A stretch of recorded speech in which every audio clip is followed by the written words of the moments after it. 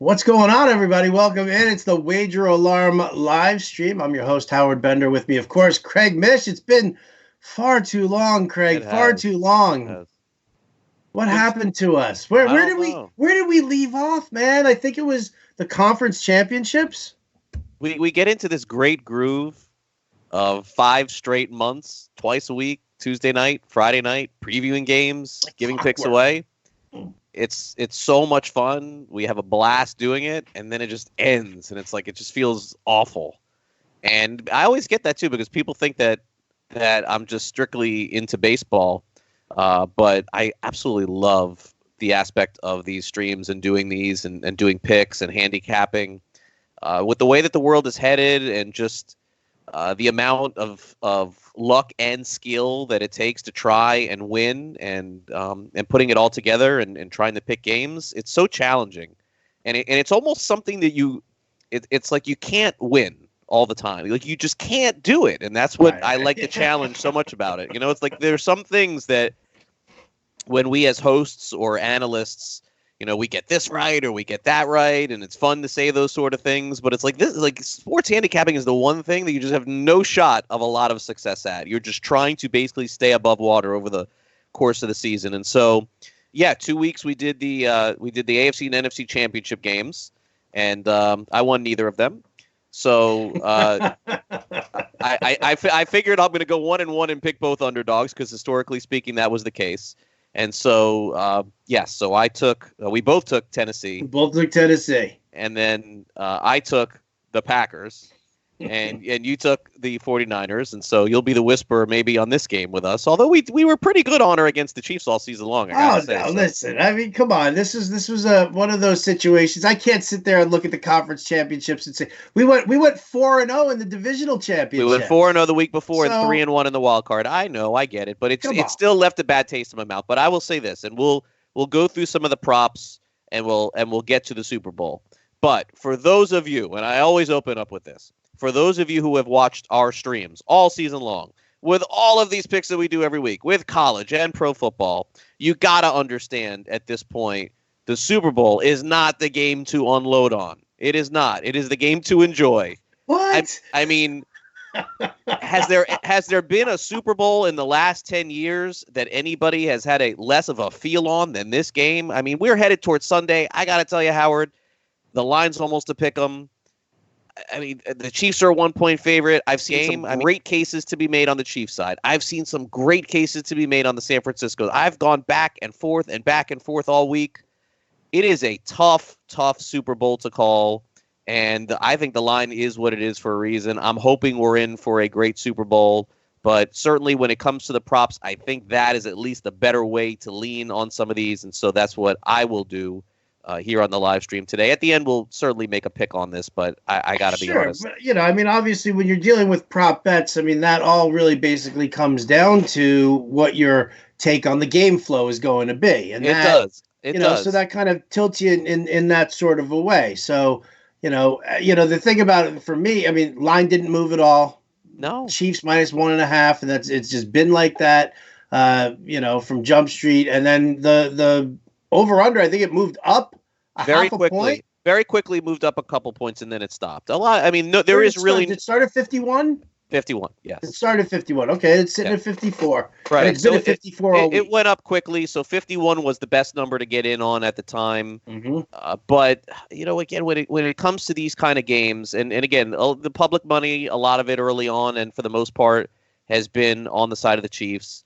And then what they would call is the sharp money, the bigger bettors, has come in on San Francisco. So it's kind of like even things out, so to speak. And the total, most of the money is on the over. But at this point, after you move up 2 or 3 points, you're not going to see a lot of shifting there. And so this Super Bowl in particular, for me with the props, I'm trying to look at this more from an investment point of view as opposed to just throwing darts.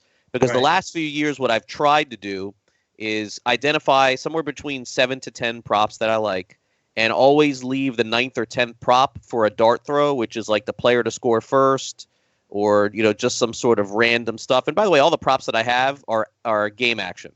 I don't do any of the national anthem non-game props. I don't do those anymore. I think they're silly. Although I do have one that I want to discuss at the end. That there is some narrative theory going on. That is a pro tease. That is a pro tease. About one particular prop. I got a call today from someone that told me to go online and bet everything you can on this prop. And my response was, you do realize by going online and bet everything you can, you mean like $100. Because that's all they're going to say. Oh, I have inside information or whatever. I don't know. Whatever. I don't get involved in all that. But more of an opinion than anything else. We'll do that at the very end because no one is maxing out on the last one that I'll give. Okay. Is it a Pitbull appearance? It's along those lines, but not as drastic. Okay. It's along. Again, remember, I'm in Miami here. Okay. I'm in Miami. And so it's along those lines, but it's not as drastic. And if I did have some sort of inside information specifically as to all this stuff, I wouldn't do it here because that's not what I'm about. I'm about trying to analyze and give you guys the best chance to win. So the reason why I mentioned that, I'm done throwing the darts. I haven't hit who's going to score first since like Brent Jones. I'm not doing it anymore. It's been like 40 years. It's so hard. It's so hard to pick who's going to score first. It's like impossible. So I do have a little bit of a long shot at the end, a 4-1, but the rest of these that we're going to go through today, and I'd love your opinion on them, Howard, clearly are mostly -110s, -120s, and I do have a -140 here. And so if you'd like, we can take a stab at these and tell me what you think. Let's do it. Let's kick it off right now. What's your first prop? Okay, so the first one, and I think that this is a popular one for a lot of people, so it's kind of like a public prop, honestly, but I am on board with the public on this one. I think Patrick Mahomes is going to rush for more than 37.5 yards. He's gone over in the AFC Championship. He went over in the wild card game, and I know a couple of them are a little bit misleading because one was on some crazy run against Houston. I understand that. But you're essentially looking at 5 rushes for Patrick Mahomes to get 37.5 yards. He's been more or less averaging that. The only time he didn't during the season was when he was hurt, and I don't know that you could look at. By the way, this gives no indication as to whether or not I think the Chiefs are going to win the game. It's just simply on Mahomes. I do believe, based on the numbers that I went back and looked all this year and even all next year, it's gone up from 32.5 to 37.5, and I still like the over. I think Mahomes rushes for about 43 to 44 yards on Sunday. You know, and I can definitely be in on that solely because it's the pass rush. Like when you get a quarterback like Patrick Mahomes, or any, Josh Allen, any of these mobile guys, the heavier the pass rush, the faster these guys get into the backfield and flush the quarterback out, the more inclined he is to take off and grab 10 yards here, 7 yards there. And I think that, with Nick Bosa, on the pass rush and, Quan Alexander coming up the middle right now, I think that you're definitely sitting in a spot where the edge rushers have enough speed to try and flush him out, and that should result in the rush yards. So I think that's a sensible bet. I think it's right on. I'm in on that. Okay, and so along those lines, my second prop bet is going to be playing into the narrative of the way that this is going to go. Is I think that San Francisco, while they have an excellent chance to win this game and certainly a great chance to stop Kansas City, I still think they're going to have a problem stopping Mahomes. And even if they get to Mahomes, I don't think that they're going to sack Mahomes 3 times. I don't see that happening. Kansas City does not sack the quarterback. Okay. No. Kansas City does not sack the quarterback. So at the most, I'm giving San Francisco 3 sacks in this game. I think that's high on Mahomes. Mahomes sneaks out of all this. I mean, he's not quite Watson getting out, but he is elusive. I'm giving San Francisco 3 sacks. The most I'm giving Kansas City's 1. I'm not giving Kansas City more than 1 sack on Jimmy G. I'm going under on the sacks, 4.5. Yeah, you know what? I kind of dig that. I do, because again, based on thoughts on game flow, obviously I believe that the 49ers are going to run the ball. I think they're going to run pretty heavily. Or at least try to right from the get-go. And if we are worried about Jimmy G getting sacked at all, it's because Kansas City is just on the move of going up like a 3-score lead, and all of a sudden they have Jimmy G just chucking the ball as much as possible. I don't necessarily think that's going to happen. I think in a tight game we're going to see a lot of running. So I'm in on that, man. I think 4.5 does seem to be a high number. There's actually a 5.5 that you can bet too, but you got to lay 170 for the extra. Oh yeah, see, I don't want to do that. I mean, listen, I think that the pass rush is great for San Francisco, but I'm not going to sit there and put you're going to say Nick Bosa with a 3-sack game. I don't know. Yeah, I don't see 5 sacks No, total in this no, game. me I see neither. I see 11, but I could see 4. Okay. Okay, my third one, and this is just playing into the last couple of weeks of what we've seen. Jimmy Garoppolo hasn't had to throw any passes. I think that's got to change in this game. I do. If the Chiefs blow out, some people think this, if the Chiefs blow out the 49ers, Jimmy Garoppolo's completions are at 19 and a half. That's going way over. Even if San Francisco plays a tight game, I don't see the same result that I've seen the last couple of weeks with him throwing 8 to 10, 15, 20 passes. The over is minus 120. If this was a regular season game, his total completion amount for Jimmy G would be 23, 24. Why is it so low in the Super Bowl? And I think it's a direct result of what we've seen in the last 2 games. I don't think that the Packers were a real formidable opponent, and he didn't have to throw the ball at all against Minnesota, at all. So 2 games in a row of not having to throw.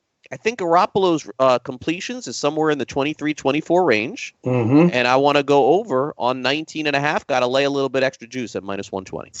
Yeah, you can go back actually through week 16 where it's been fewer than 20 completions, in the games. And I agree with you. I think that that's definitely was a big thing, and being able to run all over Green Bay. Now, the thing is that you've got Kansas City. They've got kind of a schlock defense as far as the run goes, but they did turn around and they sold out a little bit so that they could stop Derrick Henry, or at least hold him to the 19 carries for 69 yards.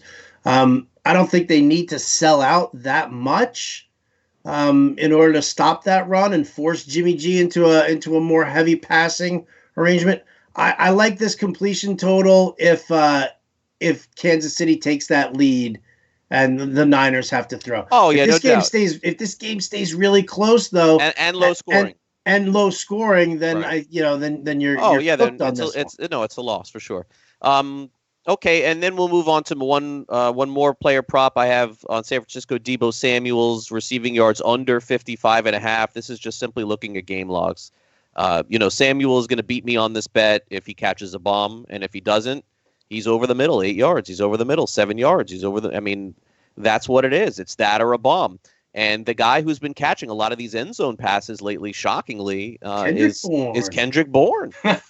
So, he seems to be throwing more to Bourne. Kittle has been a non-factor in the last couple of games. I think he's more of a factor in this one, but his total was right on the money. I think it was like 73 and a half. So, not as confident on this one as the rest, but will go under on Samuel, 55 and a half yards, under minus 1. He took over as the number one wideout for the 49ers. But again, the thing that it's kind of funny, I look at this game and I look at the coaches, and it's Shanahan and Andy Reid. And, both guys want this championship, both want this win in just, the worst possible way. But they're also two coaches who think that they're smarter than everybody else. Not to the arrogant state that like Bill Belichick's at, who obviously has proven that he is smarter than everybody. But I could see Andy Reid going with this whole, gimmicky stuff, for like the scripted plays early in the game, he'll like throw out this like random double reverse where Byron Pringle all of a sudden breaks for like 15 they do that yards. a lot. They run like the annexation of Puerto Rico for all you little Giants fans out there. You know what I'm talking about. Darwin Thompson's catches, right. Yeah, so on the other side, I could see Shanahan doing this. Like the fact that Tevin Coleman is active and he's going to play, that's going to mix up the running back props for me. Like all of a sudden now I'm kind of tilting on some unders. Yeah. Unlike Raheem Mostert and his rushing yards, but I could see him because Deebo Samuel took over as the number one, and Kittle's been a non-factor the last 2 games. I see like Kittle and Emmanuel Sanders being the guys that all of a sudden, Shanahan starts doing stuff. So I like this under on Deebo Samuel because I think Shanahan's going to try and mix it up a little bit. All right, so prop 5 and prop 6, you can combine the two or bet them separately depending on where you're betting. And you can look for these online, or if you have somebody locally, or just depending on where you're doing it legally or wherever. The 49ers penalties are at 5.5, and the Chiefs penalties are at 6.5. And there are some places that have an under on 12.5 penalties total. I'm going under both sides on the penalties. I think the NFL has been taking an absolute beating on penalties over the last few years, and a couple in the Super Bowl as well. There have been some Super Bowls that have gone over this number. I'm not going to say there haven't. There have been. In fact, a couple of years ago, it went over on 13. These, I believe, are accepted penalties. So I'm going to go under this number, Howard. Bill Vinovich is the referee, the head referee once again in this game. He is the one specifically that blew that huge call in the Super Bowl a couple of years ago. Pat Seahawks. I am going to believe that they do not want a repeat of that. It is just a narrative at this point. Statistically speaking, there have been some overs on this. There have been some unders. San Francisco does tend to commit more penalties than Kansas City, but given of the nature of the way that I think the Super Bowl is going to be played and the idea that they don't want on Monday morning us to be talking about penalties in the game, I'm going to go under 12.5 penalties. Under on both San Francisco and Kansas City if you have to do that separately. I'd like to read you a few fun facts about the refereeing crew here, if you'd like. Have at it. All right. Well, Bill Vinovich, penalties per game that he called throughout the season, 11.6 penalties for an average of 98 yards per game. League average, 13.3 penalties, sure. 113.5 yards. Chiefs are 10-6 in games that he's been a part of the officiating crew. 49ers 6-6 in games when he's been part of the officiating crew. If you look at all of his numbers and you go through it, he does not call a lot of penalties. Not only that, San Francisco, league low, 8 defensive holding calls only. So he's going to allow a lot of hand checking. He's going to allow a lot of grabbing. We're going to probably see the 49ers doing some trying to find different ways to slow down Tyreek Hill and Mecole Hardman. So, and I think Vinovich lets them play, tries to keep the refs out of it as much as possible. Yeah, he was the focus of it 2 years ago. And there's some people threw a petition online to have him fired or whatever. Regardless of the case, Howard just gave you the numbers. He's an under penalty guy. And if we're looking for anything that we could find to get an edge, we got to use it. So we're going to use that. This one I feel pretty good about. Number 7, Damian Williams rushing yards under 54.5. I mean, the Chiefs just don't run the ball. And they do when they're up big on teams. And look, this is a loss if Kansas City blows out San Francisco. You know, this is a loss. But guess what? My third prop, Jimmy Garoppolo's a win. I think I could win both, but I know I'm going to win one of these. So that's kind of building into the script as to how I did this. I think Williams is not really a factor in that offense unless the team has a big lead. Did you get a line on Damian Williams rushing and receiving yards? I don't have it in front of me, and honestly, it's a million pages. I apologize. Yeah, no. It would take me a while to find it. Probably 68, 67? No, I think it's like 83, 84 yards or something like that. So, I mean, if that's the case, maybe instead of doing the, for anybody out there, instead of doing just the rushing yards, which I agree with you on the under here, you can do the rushing and receiving and take that under there as well. I think that you could be in better shape, or it just might be a little bit safer. Yeah, look, Kansas City wins.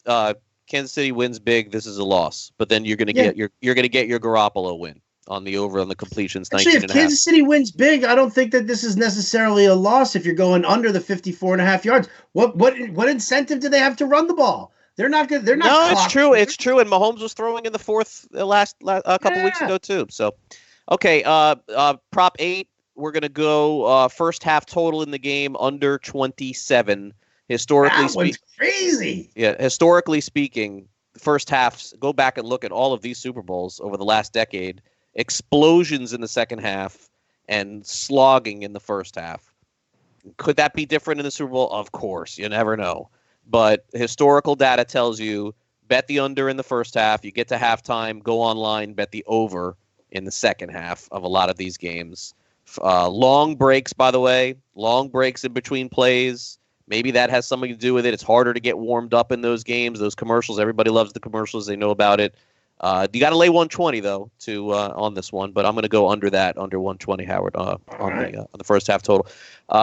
Anything to add on that? No, move on? No, I can't argue with your statistical analysis there. I am out of that. Okay. The ninth one, to me, I like a lot. But you got to lay 140 on this one. Raheem Mostert is not catching 3 passes in this game. Raheem Mostert, listen, I was a big Raheem Mostert fan in fantasy. I was Mhm. stashing him, and I had him. He's a runner. He's not a receiver. He had the playoffs and games of his life. And he may very well do it against Kansas City again this week, but it is not catching the ball. He doesn't do it. I mean, he did it once, but I'm going under two and a No, half the receptions. funny, I can't believe it's 2.5. The last time he caught more than 3 passes or more was back in week 2 against Cincinnati. 2.5 minus How 140. is it 2.5? Like, that's What it funny is. because, I mean, we're sitting here. But you're laying significant juice on this. That's the deal. Yeah, that's that. Yeah, I guess. Minus 140 to win 100. Well, That's significant on one prop. I can see 160, 170 being more realistic. Anyway, that's the ninth one, and then the final one is the dart throw, and then I'll give you my little silly tip here on after that. But this is a dart throw. Okay, so this is a 4-1. I'm not.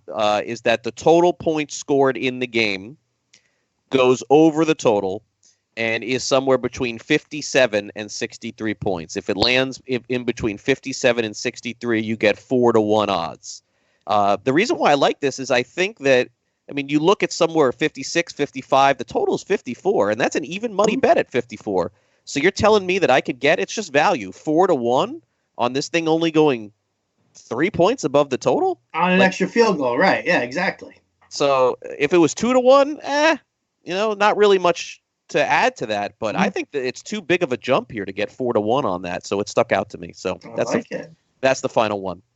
And then something that I heard, Howard. Now look, this is then we'll, Wait. Let me get onto my bet my betting site here. Go ahead. Now talk. yeah, but honestly, like, don't hold me responsible for this one. No. I'm totally holding you responsible. Yeah. I'm putting the mortgage. And then we got to decide. And then I want to get your actual pick on the game as to who you're going to take. So somebody calls me today. I kid you not, like out of nowhere, and says, "Listen, I'm telling you now, go online and bet the Gatorade bucket." Did you hear this? But then it's red. No. Oh, what is it? Purple. Purple. Both sides. Why? To honor Kobe Bryant.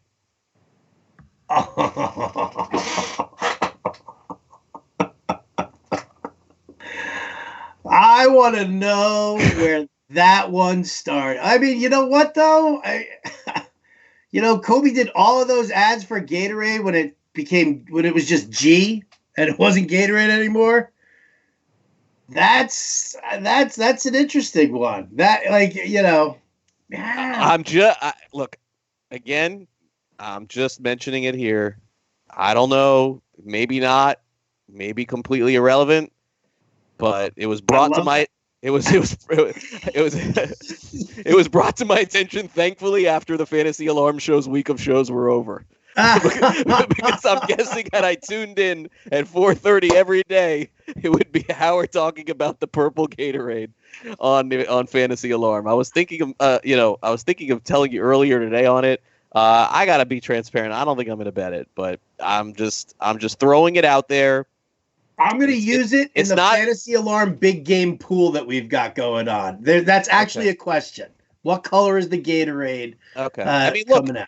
Have at it. I don't know it to be true or not. I'm just, and again, it's obviously a tragedy, no question with everything. Right. No, I'm not laughing about that. No, I know, but the fact that this is a possibility is crazy, and I guess we'll find out after the game, because if that indeed does happen, then that would be we'll be back to next week to do our live stream here. That's for sure. If that ends up coming true, so that would be your bonus one here. And remember, you cannot bet $5,000 on the Gatorade bucket. It doesn't exist. Okay, you go online. You try to put $5,000 in, they kick you out. You try to put $4,000, they kick you out. Try to do 3, 2, 1. They say, yeah, we'll take $20. You're not making money off that. I mean, I guess if you bet $20 and it was. I think purple went down from 10-1 to 4-1 or something crazy, Howard, by the way. So I don't know. It's not even an option. I might have to get my guys to put that in. It's not even an. Bovada has it underwater, 10 to 13. Right. I'm just saying we don't even have it on the fantasy alarm pool. Where's purple? Ay, ay, ay. Wait, No, so purple, Matt, is the favorite? Oh, so there you go, Howard. Oh, see, there you go. Now that Too tells me that late. it's going to be red. What? Why do we just go through this whole exercise? All of those hotels in Las Vegas are built on the public being wrong. They're all built on purple Gatorade. They're all built on red Gatorade right now. Chiefs win, it's going to be purple. And what are they going to do? Are they actually going to say something? Like if they dump, when they dump the barrel onto the coach and it's purple, are the announcers like clued in to be like, hey, that's purple Gatorade all over him? I think so. That's messed up. That's messed up. What can I tell you? Who do I you can only get $100 on that now? Come on. The most. All right. Well, there you go. So those. What about the pick in the game? How about I was just gonna kind of wrap up our, Let's just gonna sum it up, man. Come on. Yeah, let me do the hosting job. You get all the glory. Pick the winner of the Super Bowl for us, please. Just tell you right now. No, I'm just saying, please. Let's win this year, the Super Bowl. Do you want? All right. Well, who do you like? Exactly. It's like it's the worst coin flip of all time here. I'm gonna take the 49ers. Are you? So. Well, then I'll take the Chiefs. All right, great. See ya. We're going. Dells, who do you like? I actually, you know what, to be perfectly honest, I actually kind of like the 49ers plus 1.5. And it kind of tilts me a little bit near the under. Not really. 30-27 49ers are going to win this one. Yeah, I look. I think everyone seems to be saying, the smarter people, that if you go back historically and you look at matchups like this, always in the past, it's always the defense that ends up winning. And it is kind of true. Like it always, like a similar matchup, I think, if I'm not mistaken, that was mentioned was Denver-Seattle, that Denver-Seattle Super Bowl. The one where Denver won 48-6 or something like that? Or Seattle won. Seattle won like 48-6. Right, but Denver came in with the offense, right? Yeah. Yeah, and Seattle came in with the defense.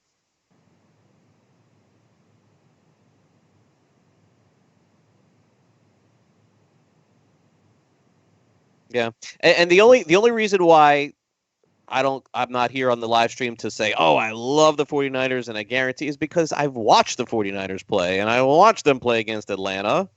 Like they've had some hiccups, and it was without Quan Alexander, but they've had some hiccups along the way that doesn't make me like slam this pick because I've seen their defense struggle at times, and I'm not sure if it'll happen against Kansas City. But again, it's one of those things where in my history of watching and paying attention, especially to handicapping, I can't ever remember such an evenly matched game going in. But for the sake of the lean here in this case, it will be the 49ers, but I would be much more focused on the props for sure. And I will tell you that when we appear on our live streams for the Major League Baseball win totals coming up very soon, I will have a lot stronger opinions and some very, very good selections for you guys. Well better than this game in the Super Bowl. And I'm sorry that that's the way it is, but gotta call it like it is on this. It's a very close game. Going back and forth with the whole thing. But yeah, I agree with you on looking at the defense. And as potent as the offense has been for Kansas City, I think, Saleh and Shanahan can make those adjustments, midway through. The time of possession, I can't remember what the money line was, but the time of possession, it was San Francisco just crushing on time of possession. Do you think the spread has any factor in the game whatsoever? Would you take the money line plus like 115 for the 49ers, or do you want your 1.5 there? Just curious. Do you think it could be a point?